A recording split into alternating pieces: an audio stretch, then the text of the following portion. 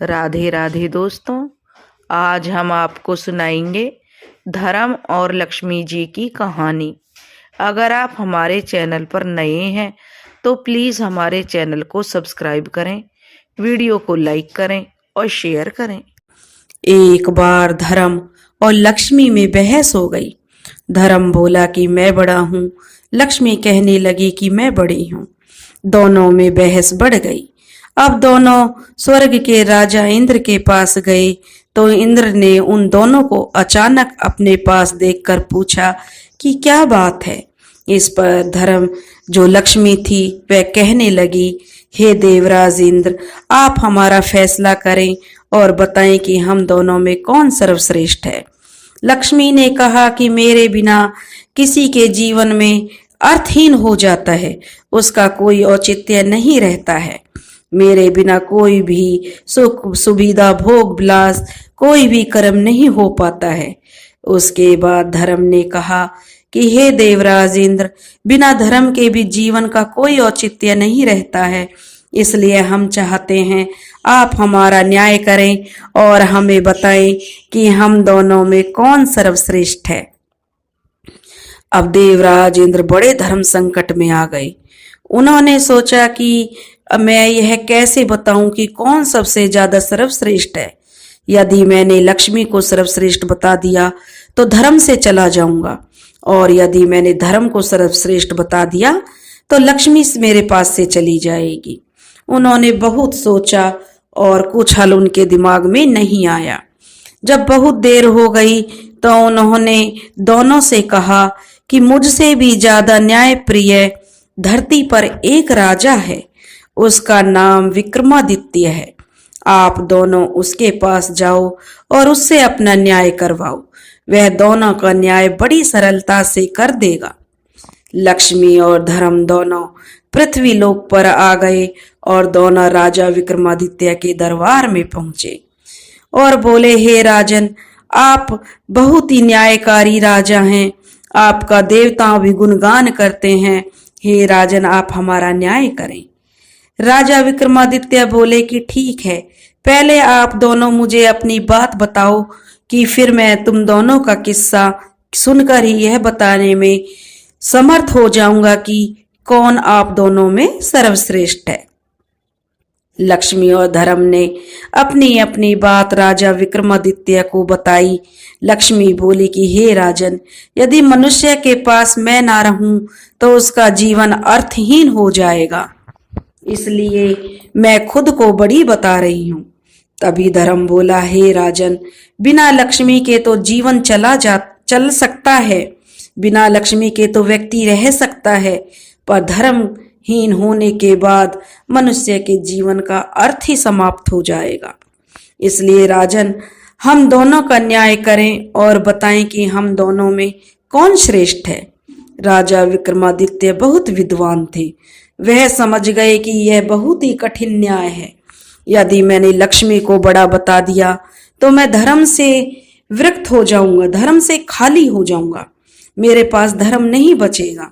और यदि मैंने धर्म को बता दिया, अगर मैंने धर्म को बड़ा बता दिया तो लक्ष्मी मुझसे रूठ जाएगी, और अगर मैंने लक्ष्मी को बता दिया बड़ा तो धर्महीन हो जाऊंगा। इसलिए उन्होंने कुछ देर सोचा और निर्णय लिया कि यदि धर्म चला गया तो समझो सब कुछ चला जाएगा, इसलिए मैं धर्म को ही सर्वश्रेष्ठ बताऊंगा। आखिर में उन्होंने दोनों को कहा कि मेरे ज्ञान के अनुसार धर्म ही सबसे महान है। धर्म के बिना जीवन का कोई अर्थ नहीं रह जाता। लक्ष्मी एक बार ना भी रहे तो काम चल जाएगा। अब राजा विक्रमादित्य के इस न्याय से लक्ष्मी को उन पर बहुत गुस्सा आया और वह उनसे क्रोधित हो गई। अब उनका सारा राजपाट, धन, वैभव सब जो है गायब कर दिया लक्ष्मी जी ने। अब वे राजा विक्रमादित्य दर दर के भिखारी हो गए। वे वहां से चलकर एक नदी के पास आए और सोचा, चलो नदी में से कुछ मछलियां पकड़ी जाएं। उन्होंने नदी में से कुछ मछलियां पकड़ ली, फिर उन्हें भून कर नदी के किनारे रख दिया। उन्होंने सोचा कि पहले स्नान कर लूं और उसके बाद ही मछलियों को खाऊंगा। जैसे ही वे नहाकर बाहर आए तो उन्होंने देखा कि सारी मछलियां जल में कूद गईं। वह समझ गए यह सब लक्ष्मी जी के क्रोध के कारण हुआ है। वह कुछ नहीं बोले। भूखे ही वह अपनी बहन के यहाँ चल पड़े। उनकी बहन को वहां के लोगों ने बताया कि तुम्हारा भाई विक्रमादित्य तुमसे मिलने आ रहा है। बहन ने पूछा कि भाई कैसे हालात हैं मेरे भाई के और वह कैसे आ रहा है। तो लोगों ने बताया कि वह फटे हाल वस्त्र पहने हुए हैं और पैदल ही चला आ रहा है। उसने कहा कि जाओ मेरे भाई को घोड़ों के अस्तबल में ठहरने को कहो।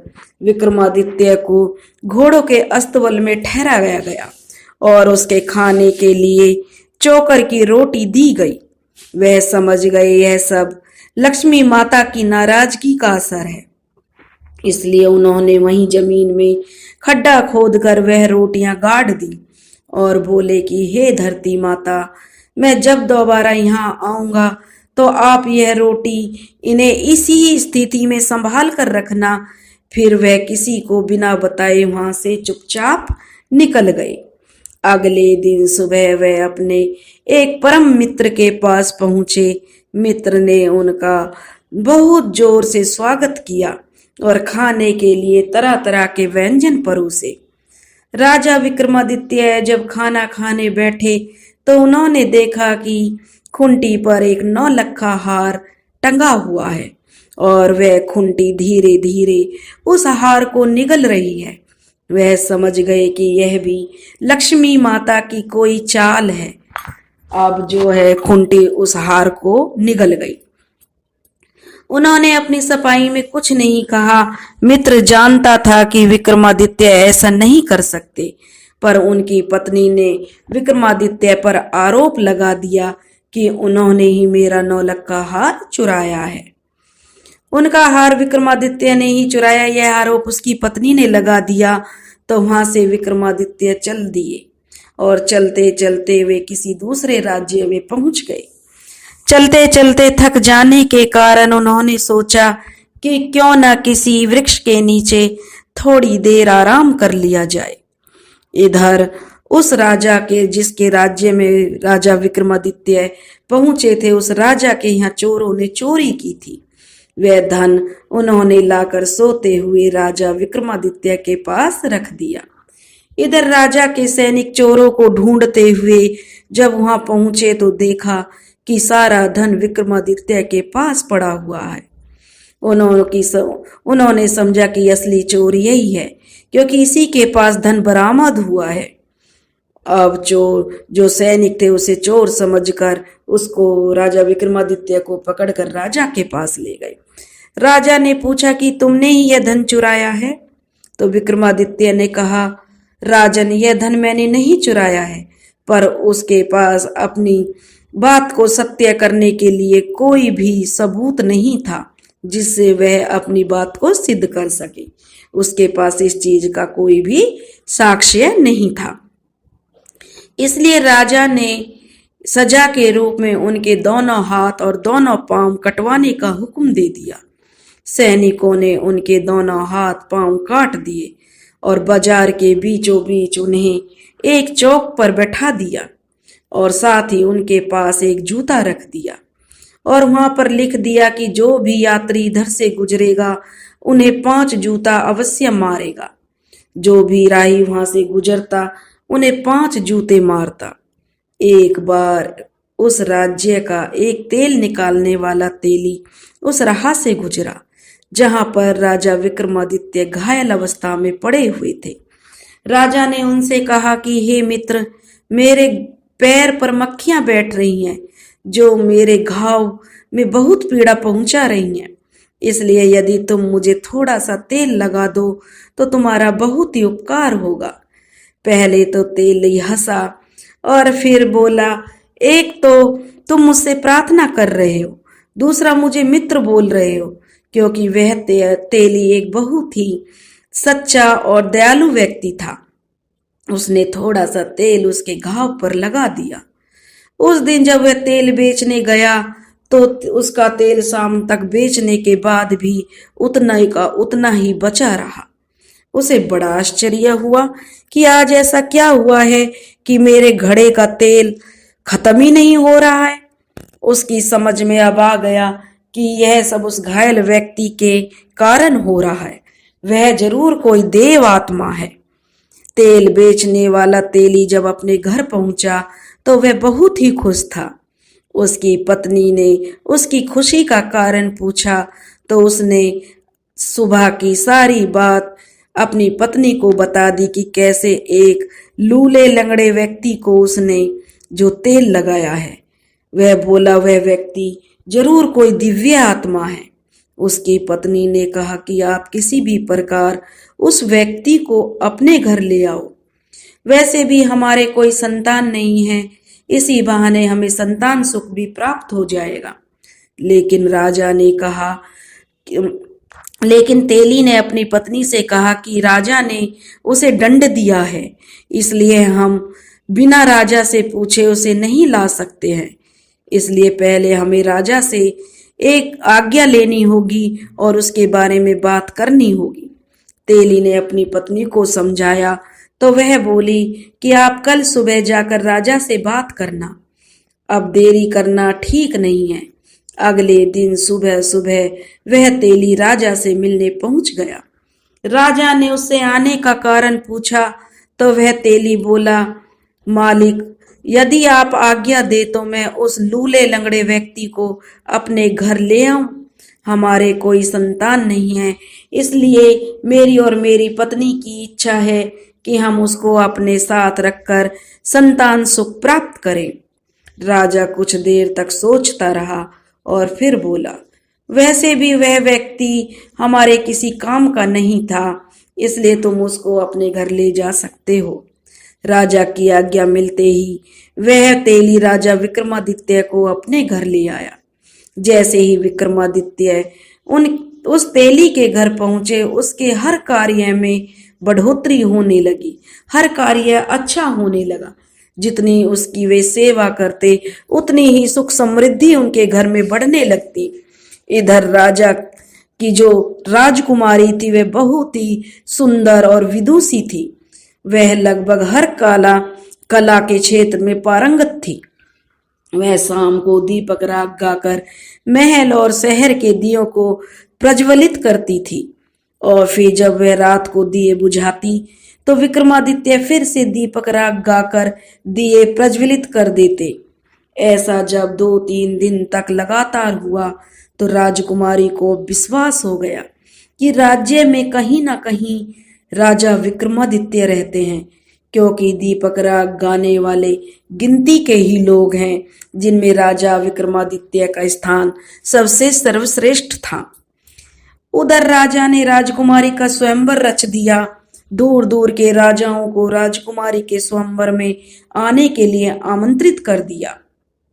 जिस दिन राजकुमारी का स्वयंवर था, उस दिन विक्रमादित्य ने तेली से कहा कि हे पिताश्री, मैं भी स्वयंवर देखना चाहता हूँ, इसलिए आपसे प्रार्थना है कि मुझे उस स्थान पर लेकर चलें। तेली ने उसे बहुत समझाया कि तुम चल फिर नहीं सकते हो तो बताओ, कहीं तुम्हें कोई चोट लग गई तो बहुत दिक्कत हो जाएगी।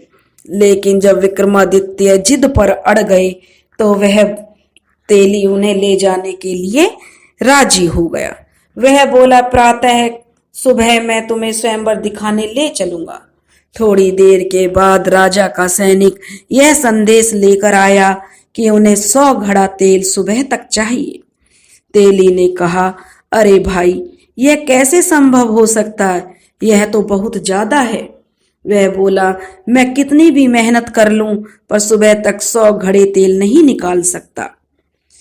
सैनिक कहने लगा कि यह तो राजा का आदेश है, आपको यह कार्य करना ही होगा, वरना आप सजा के लिए तैयार हो जाओ। अब तेली बहुत ज्यादा घबरा गया। उसे बहुत तनाव में देखकर वह यह तो असंभव कार्य है, तो यह सोच सोचकर वह बहुत दुखी हो रहा था। तभी विक्रमादित्य ने पूछा कि पिताश्री, आप इतना चिंतित क्यों हैं? तो तेली ने अपनी चिंता का कारण राजा विक्रमादित्य को बताया और कहा कि राजा ने 100 घट मंगवाए हैं सुबह तक, इसके कारण कि मैं ये 100 घड़े सुबह तक तेल नहीं निकाल सकता, इसकी चिंता मुझे बहुत हो रही है, क्योंकि यह बहुत ही असंभव कार्य है। तब राजा विक्रमादित्य ने कहा, पिताश्री आप चिंता ना करें, आप मुझ पर विश्वास कर लें, कल हम उन्हें 100 घट तेल अवश्य दे देंगे। तेली को विक्रमादित्य की शक्तियों का भान था। उसने राजा को कहकर 100 घड़े तेल के लिए मंगवा लिए। अब सैनिक 100 घड़े लेकर तेली के घर में रख गया। रात में राजा विक्रमादित्य तेली से बोले, अब आप दोनों आराम से सो जाएं, मैं रात में 100 घड़े तेल निकाल दूंगा। तेली की पत्नी बोली, बेटा तेरे तो हाथ पैर भी नहीं हैं, बता तू कैसे बैलों को चला पाएगा। विक्रमादित्य ने कहा कि माँ तू निश्चिंत होकर सो जा, मैं सब काम कर लूंगा। रात में विक्रमादित्य ने 100 घड़े तेल निकाल दिया। सुबह जब राजा के सैनिकों ने देखा तो वे आश्चर्य में भर गए।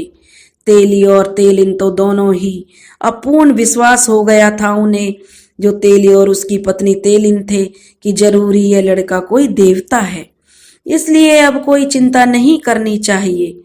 अगले दिन तेली ने विक्रमादित्य को नहला धुला कर नए वस्त्र पहना दिए, फिर उनको ले जाकर स्वयंवर से दूर बैठा दिया। कुछ समय उपरांत राजा और राजकुमारी सब स्वयंवर में की जो सभा लगी थी उसमें आ गए। जब राजकुमारी को चुनाव करने के लिए भेजा गया तो उन लोगों में वह राजा विक्रमादित्य को देखने लगी, परंतु उसे राजाओं में किसी भी राजकुमार में ऐसा तेज नहीं दिखाई पड़ा कि वह विक्रमादित्य के जैसा लगे। तभी उसकी निगाह दूर बैठे उस अपंग व्यक्ति पर गई उसे देखकर उसमें बहुत तेज दिखाई पड़ा। उसका तेज देखकर वह समझ गई कि जरूर यही राजा विक्रमादित्य है। बस फिर क्या था, वह माला लेकर और उस ओर चल पड़ी और उस अपंग के पास पहुंचकर माला उसके गले में डाल दी। वहां मौजूद सभी राजा राजकुमार और लोग आश्चर्यचकित होकर देखने लगे कि आखिर राजकुमारी ने ऐसा क्यों किया।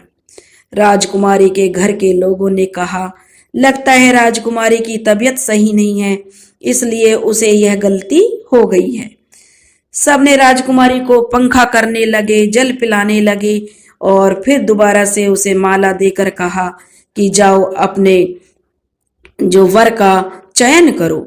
राजकुमारी फिर माला लेकर विक्रमादित्य के गले में डाल दी। वहां मौजूद जन समूह को लगा कि राजकुमारी का सच में स्वास्थ्य ठीक नहीं है, इसलिए वह इस प्रकार का व्यवहार कर रही है। इतनी सुंदर राजकुमारी आखिर किसी अपाहिज के गले में माला क्यों डाल रही है।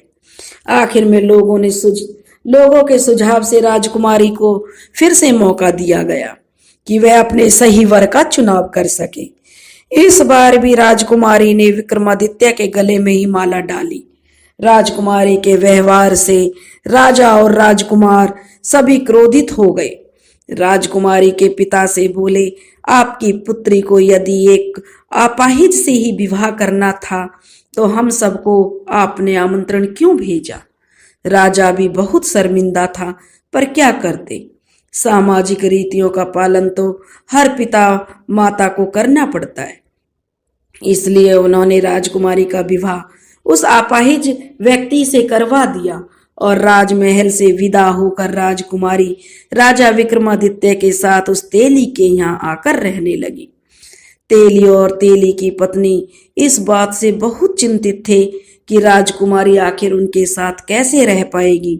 वह तो राजकुमारी है, बड़े महलों में सुख सुविधाओं में रहती है और हम कहाँ मामूली से तेली हैं। पर राजकुमारी ने उनकी इस चिंता को भी निरर्थक साबित कर दिया। वह उनके साथ सहजता से ही घुल मिल गई और उनके साथ आराम से रहने लगी। विक्रमादित्य ने राजकुमार से कहा कि आज उनका हिरण का मांस खाने का मन है और वह राजकुमारी से कहने लगे कि वह जाकर अपने भाइयों से ताजा शिकार किए गए किसी हिरण को मांग कर ले आए। राजकुमारी का मन नहीं था कि वह जाकर भाइयों से कुछ मांगे, पर वह अपने पति की इच्छा को भी नहीं मारना चाहती थी। इसलिए मन मार कर वह अपने भाइयों के पास गई। जब उसकी भाभियों ने उसके आने का कारण पूछा तो उसने बता दिया कि उसके हिरण का मांस खाने की इच्छा है। वह विक्रमादित्य की इच्छा को अपनी इच्छा बता गई। वह नहीं चाहती थी कि उसके पति के बारे में उसकी भाभियां कुछ गलत कहें। फिर भी भाभियों ने उसके पति के बारे में उसे बहुत सुनाया। बोली, जब हिरण का मांस का इतना ही शौक था तो किसी अच्छे राजकुमार को चुनती। राजकुमारी उनकी जली कटी बातें सुनकर वापस आ गई, क्योंकि उसकी भाभियां कह रही थी, शौक तो बड़े बड़े अच्छे अच्छे रखती हो, मांस खाना है हिरण का, तो राजकुमार को क्यों नहीं चुना जो तुम्हारे लिए शिकार करके लाते। तुमने तो उस अपंग को चुना है जो अपना भी ख्याल नहीं रख सकता है, तो वह तुम्हारी इच्छाओं को कैसे पूरी करेगा। यह सुनकर जो राजकुमारी थी वह वापस विक्रमादित्य के पास आ गई और आकर उन्हें सारी बात बताई। अब राजा विक्रमादित्य ने कहा कि कोई बात नहीं, तुम उनसे मेरी तलवार और घोड़ा मांग लाओ। राजकुमारी बोली, ठीक है।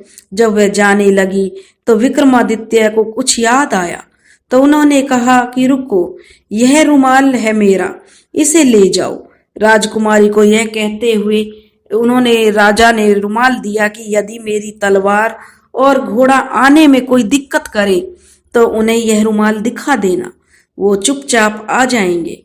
जब राजकुमारी वापस महल पहुंची तो उसकी भाभियों ने उसका फिर से मजाक बनाया।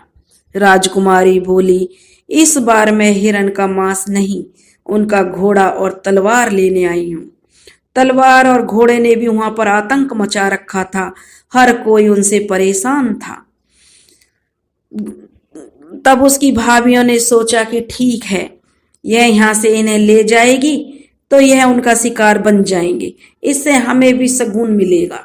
उन्होंने शहर से दोनों चीजों को ले जाने की स्वीकृति दे दी। जब राजकुमारी उन दोनों तलवार और घोड़ों को लेने गई तो तलवार सांप बनकर उसे काटने को दौड़ी और घोड़ा भी दुलत्तियां मारने लगा। अब राजकुमारी को कुछ समझ नहीं आ रहा था। तभी उसे याद आया कि विक्रमादित्य की कही बात कि उन्हें जब दोनों आने में आनाकानी करे तो मेरा रुमाल दिखा देना। उसने तुरंत रुमाल निकालकर उसे दिखा दिया। विक्रमादित्य का रुमाल देखते ही दोनों शांत हो गए।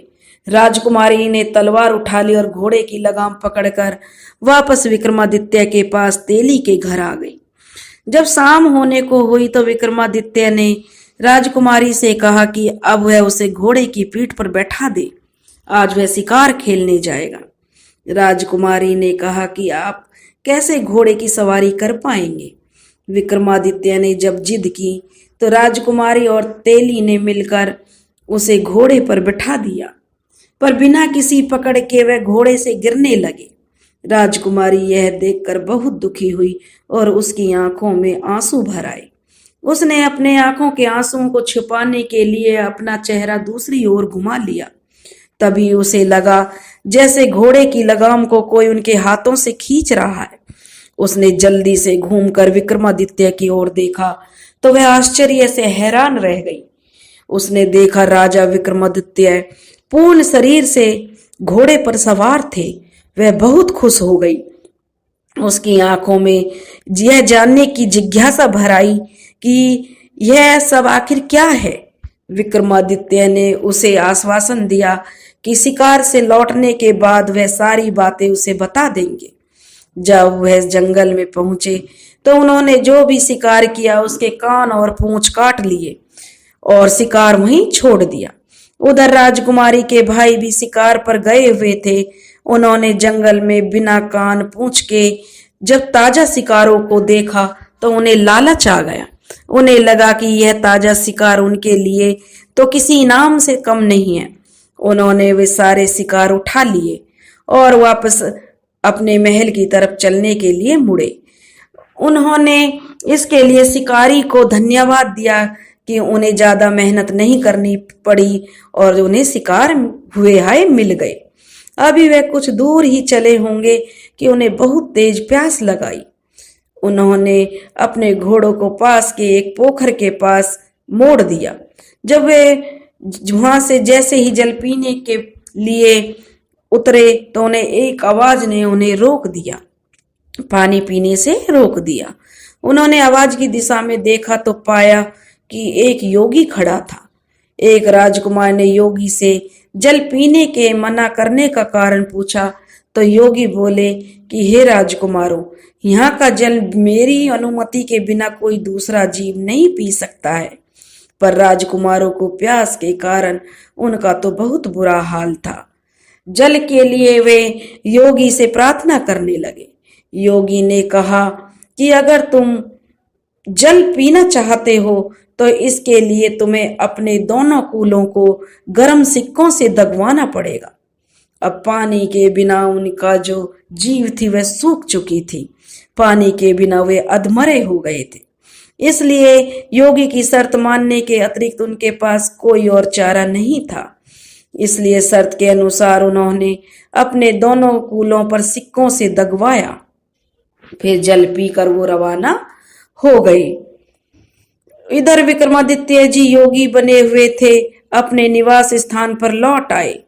घर पहुंचते ही जिज्ञासा से भरी राजकुमारी तेली और उसकी पत्नी उनके चारों तरफ एकत्रित हो गए और बोले, हे देवताओं की तरह दिखने वालों, तुम अपना परिचय देकर हमारे भीतर जन्मी इस उत्कंठा का शमन करो।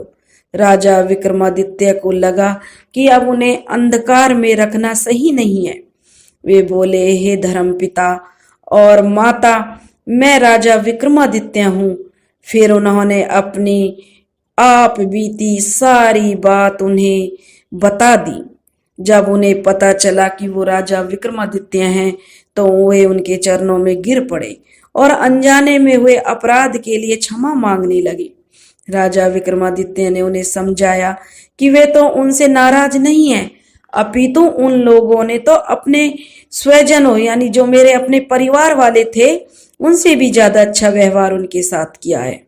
अगले दिन सुबह राजा विक्रमादित्य राजकुमारी को फिर राजमहल में यह कहकर भेजा कि इस बार तुम अपने भाइयों से शिकार की मांग करना। यदि आनाकानी करें तो बोलना कि वो अपने उन शिकारों को केवल दिखा भर दे। जब वो शिकार को दिखाने पर राजी हो जाएं तो तुम्हें शिकार दिखा दें तो तुम उनसे पूछना कि उन शिकारों के कान और पूंछ कहाँ हैं। फिर विक्रमादित्य ने पिछली रात जंगल में घटी सारी घटना उन्हें बता दी और एक थैला उन्हें थमा दिया। वे बोले, आखिर तुम्हें यह थैला उनके सामने पलट देना, फिर मेरे बारे में उन्हें बता देना। इस बार राजकुमारी बिना किसी संकोच के भाइयों के घर चल पड़ी। इस बार भी परिस्थितियां वही जन्मी थी जो पिछली बार थी। अपनी ननंद को देखकर उसकी भाभियां डींगे हाँकने लगी तो राजकुमारी ने वह थैला जो विक्रमादित्य ने उन्हें दिया था उनके सामने पलट दिया। थैले में भरे कान और पूंछ नीचे बिखर गए। भाभियों ने आश्चर्य से पूछा कि यह सब क्या है। तब राजकुमारी बोली कि आप अपने पतियों से ही पूछो और उनसे पूछो थैले में भरे कान और पूंछ नीचे बिखरे हुए कान और पूंछ जो नीचे बिखरे हुए हैं वो कल पोखर में जल पीने गए थे तो उन्होंने उसका क्या भुगतान किया। जब भाइयों की पत्नियों ने उनसे पूछा तो सबने पिछली रात की सारी घटना बता दी। भाभियों ने आश्चर्य से राजकुमारी से पूछा कि उसके पास ये कान पूंछ कैसे आए तो उसने बताया कि वह योगी कोई और नहीं स्वयं उसके पति थे। भाभियों ने व्यंग से कहा कि यह कैसे हो सकता है, यह तो संभव ही नहीं है। एक अपाहिज भला यह सब कैसे कर सकता है। तब राजकुमारी ने बता दिया जिसे वह अपाहिज कह रहे हो वह राजा विक्रमादित्य है। राजा विक्रमादित्य का नाम सुनते ही महल में खलबली मच गई। यह सूचना जब राजा को मिली तो वे भी घबरा गए। आखिर में उन्होंने राजा विक्रमादित्य को दंड जो दिया था। राजा, राजकुमार और मंत्रीगण सभी तेली के घर की ओर दौड़ पड़े। राजा और राजकुमार सभी राजा के पैरों में गिरकर क्षमा याचना करने लगे। राजा ने उन सबको कहा कि आप लोग दुखी ना हो, यह मेरे धर्म की परीक्षा थी, इसलिए आप लोगों की जो बुद्धि थी वह भ्रष्ट हो गई थी। अतः आप लोग यह बात अपने दिमाग से निकाल दो कि मैं आप लोगों से नाराज हूं। अब सब खुश हो गए और जो राजा था वह राजा विक्रमादित्य और अपनी बेटी को महल में ले गए। उनकी खूब आवभगत की। कुछ दिन वहां रहने के बाद राजा ने वहां से विदा ली और पूजे साजो सामान के साथ राजा ने उन्हें बहुत धन दौलत देकर विदा किया। राजा विक्रमादित्य उस राज्य से माल असबाब के साथ रवाना हुए। राजा ने भी उन्हें भरपूर सम्मान दिया। सैनिकों ने पूछा कि अब राजन हमें किस ओर चलें, तो विक्रमादित्य ने कहा कि आप लोग मेरी बहन के घर की ओर चलो। जब लोग विक्रमादित्य की बहन के नगर के पास पहुंचे तो बहन को उसके गुप्तचरों ने पहले ही समाचार दे दिया था कि उसका भाई विक्रमादित्य आ रहा है। तो उसने अपने कर्मचारियों से पता किया कि विक्रमादित्य किस परिस्थिति में आ रहा है। तो गुप्तचरों ने बता दिया कि वह पूरे लाव लश्कर के साथ आ रहा है। तो बहन ने तुरंत ही राज्य के कर्मचारियों से उनके भव्य स्वागत के लिए कहा और बोली उसे विशेष महल में ठहराया जाए।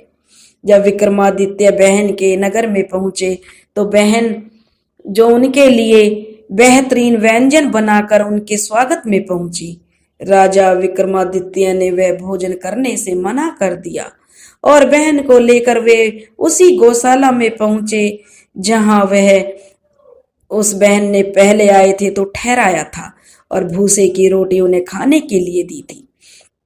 एक जगह जमीन खोद कर उन्होंने सूखी रोटियां निकाली जो उस समय बहन ने उनके खाने को भेजी थी। जब उन पर लक्ष्मी जी रुष्ट थी, बहन बहुत शर्मिंदा हुई। उसे अपने किए पर बहुत शर्मिंदगी हुई।